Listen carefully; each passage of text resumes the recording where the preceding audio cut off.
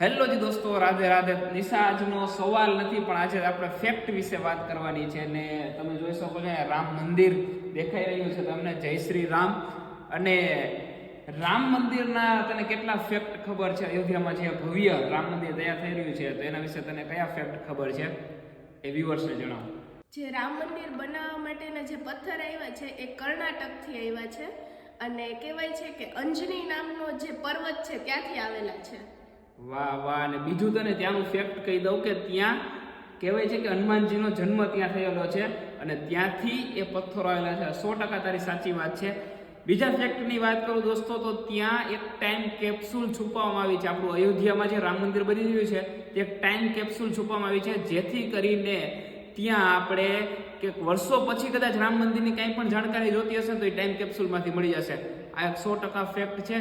ત્રીજું ફેક્ટ તમને કહી દઉં દોસ્તો તો રામ મંદિર જે તૈયાર થઈ રહ્યું છે આપણું અયોધ્યામાં, ત્યાં વાસ્તુશાસ્ત્ર પ્રમાણે આખું મંદિર બની રહ્યું છે અને ખાસ કરીને લોખંડ કે સ્ટીલનો એક પણ પાર્ટ એમાં યુઝ કરવામાં નહીં આવે. જે આપણા જૂના જે મહેલો હતા, જે જૂના મંદિરો હતા, જે જૂની આપણી કહેવાય ને કે ભાઈ ઓલા આખા કિલ્લાઓને બનેલા છે, જે પથ્થરથી જ બનેલા છે, એ પથ્થરમાં ક્યાંય સ્ટીલ કે ક્યાંય ઉપયોગ નથી થયું.